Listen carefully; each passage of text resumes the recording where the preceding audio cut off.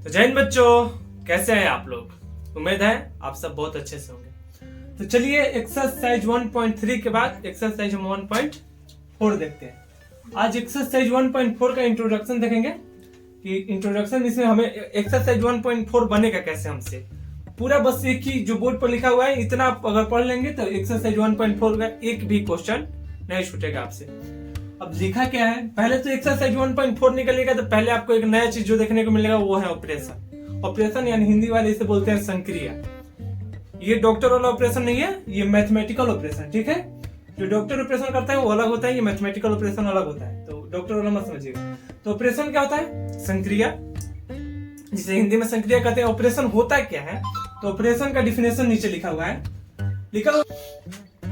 यदि बात करें ऑपरेशन का डिफिनेशन का कि इसका डिफिनेशन क्या होता है, यानी परिभाषा मतलब किसे ऑपरेशन कहते हैं, उसका बात करें तो देखिए बोर्ड पर दिया हुआ है, operation is a method in which a new element defined from two given element. यानी ऑपरेशन एक ऐसा मेथड है, यानी ऑपरेशन एक ऐसा विधि है, हिंदी वाले लिखेगा ऑपरेशन एक ऐसा विधि है जिससे दो एलिमेंट जो दिया होता है उससे हम तीसरे एलिमेंट का क्या करते हैं, खोज करते हैं या फिर निकालते हैं तीसरे एलिमेंट। मान लीजिए जैसे आपके पास, समझिए ऐसे, जैसे मान लीजिए आपके पास एक x और एक y, दो एलिमेंट आपके पास दिया हुआ है, और यहां से यदि हम ऑपरेशन निकाल कर क्या करेंगे, एक तीसरा एलिमेंट जो इधर निकलेगा, मान लीजिए z है, तीसरा एलिमेंट को हम निकालेंगे। दो एलिमेंट को मिलाकर तीसरा एलिमेंट जो हम z निकाले, तो किस मेथड से निकालेंगे उसी मेथड को हम क्या कहते हैं, ऑपरेशन कहते हैं, ठीक, यानी संक्रिया कहते हैं। तो समझ में आएगा। जैसे दो सेट है, मान लीजिए एक्स सेट है, नेचुरल नंबर का सेट हो या रियल नंबर का सेट हो, कोई भी सेट है, वाई भी एक सेट है। इन दोनों सेट से जब हम एक अलग एलिमेंट निकालते हैं तो अलग एलिमेंट निकालने की जो विधि होती है, एलिमेंट नहीं, जो एलिमेंट निकाले वो एलिमेंट नहीं होगा, निकालने की जो विधि होगी उससे हम कहते हैं ऑपरेशन, ठीक है। एलिमेंट तो वही होगा, ये भी कोई सेट होगा। एलिमेंट क्या होगा, एलिमेंट कोई सेट होगा, या तो रियल नंबर का सेट हो या नेचुरल नंबर का सेट हो, ये भी एक सेट ही होगा। लेकिन नहीं, जो इसका विधि होगा वो क्या होगा, ऑपरेशन होगा हमारा, जिसे हम क्या कहते हैं, संक्रिया। अब देखिए ऑपरेशन, ठीक है, ऑपरेशन हमें पढ़ना नहीं है, इसमें हमें पढ़ना है बाइनरी ऑपरेशन।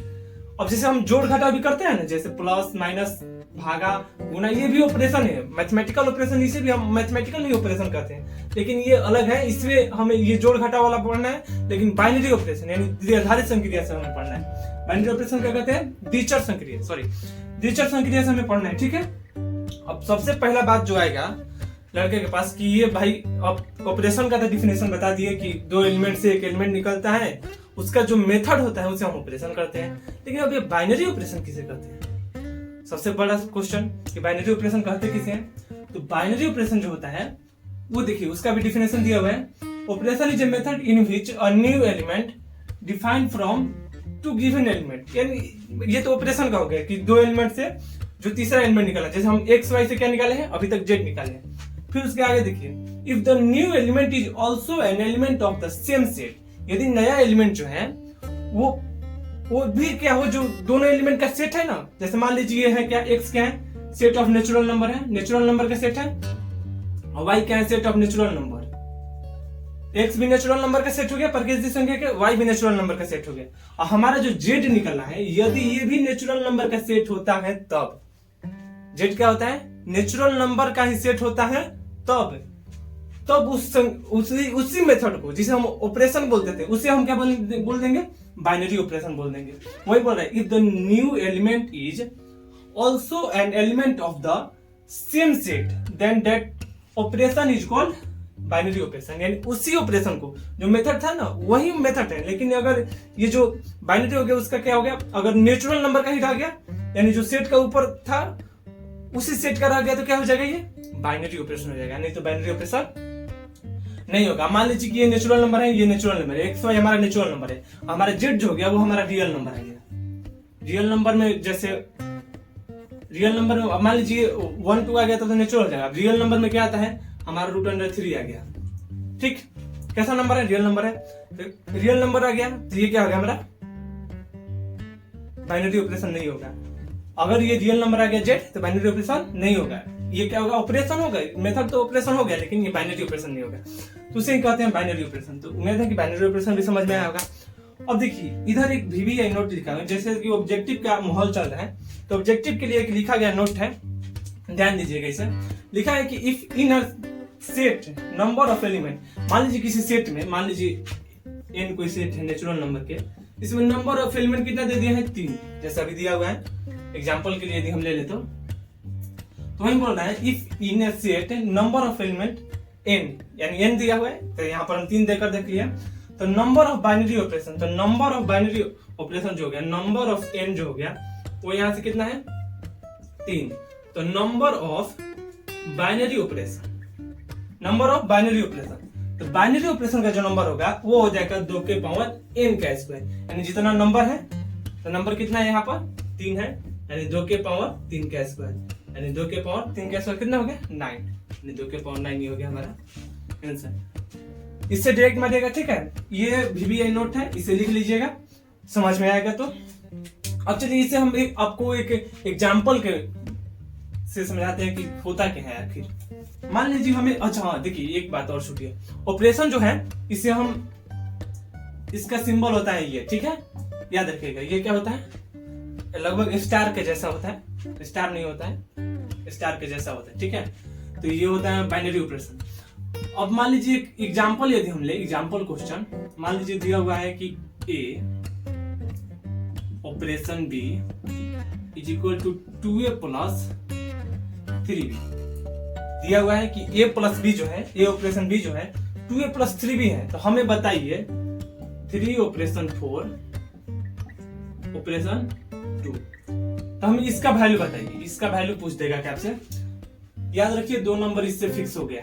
2 नंबर का क्वेश्चन एक रहेगा, कोई शक नहीं रहेगा, ऑब्जेक्टिव में भी आ सकता है, छोटा क्वेश्चन देगा डायरेक्ट ऑब्जेक्टिव में भी पूछ सकता है। तो 2 नंबर यहाँ से आप फिक्स कर लीजिए। ऐसा क्वेश्चन देगा कि ये जो है आपका कंडीशन है और ये आपका हो गया कि इसका वैल्यू हमें बताइए, ठीक है, क्या होगा। तो जैसे हम बोर्डो मैक्स पढ़े हैं क्लास 8 में पढ़े हैं ना, तो उसमें हम क्या करते थे कि कोष्टक का पहले हम करते थे, पहले कोष्टक का था, वहीं से हम करेंगे। इसीलिए पीछे से पढ़ जाते हैं, आपको डायरेक्ट 12th क्यों नहीं पढ़ाएगा, क्योंकि पीछे वाला हर एक कंसेप्ट आपको मिलेगा 12th क्लास में। तो बोर्डो मैक्स पढ़े हैं, तो जो पढ़े होंगे 8th क्लास में वो जानते हैं कि पहले क्या करते हैं, पहले हम कोष्टक लेते हैं। तो हम कोष्टक ले लिए 3 ऑपरेशन 4। अब यहाँ पर है A operation B, A operation B यानी ये संक्रिया B है, यहाँ पर क्या है 3 संक्रिया 4, यानी A का यदि हम वैल्यू देखें तो 3 और B का वैल्यू देखें तो 4, उस हिसाब से कंपेयर करेंगे तो उस हिसाब से हो जाएगा इसका वैल्यू, कंपेयर करने पर ये हो जाएगा A इक्वल टू 3 और B इक्वल टू 4 उस हिसाब। अब देखिए इसका वैल्यू जो दिया है 2A प्लस 3B, तो 2 जब लेफ्ट साइड कंपेयर हुआ तो राइट साइड भी होगा, तो A के जगह पर 3 प्लस 3 इंटू B के जगह पर 4, B के जगह पर 4। अब इसे हम मल्टीप्लाई कर देंगे, सिंपल सा बात है। तो ये कितना हो जाएगा हमारा, ये हमारा हो जाएगा 6 और ये हो जाएगा 12, तो ये हो जाएगा 80। तो ये 3 ऑपरेशन 4 का मान आ गया, यानी इसका मान आ गया। अब देखिए अब यहां से जो आएगा आपको थोड़ा सा दिक्कत करेगा। अब देखिए हमारे पास बचा ये तो हो गया इसका इतना, और ये अब हमारा क्या हो गया, ये पूरा A हो गया और ये हमारा B हो गया। ध्यान से देखिए, अब ये तो पूरा इसका मान आ गया ना कोष्टक वाले का। अब बचा बाहर क्या है 2 है, तो 2 अलग हो गया, तो 2B हो गया, पूरा कोष्टक वाला जितना था वो पूरा A हो गया, जिसका वैल्यू कितना है 18।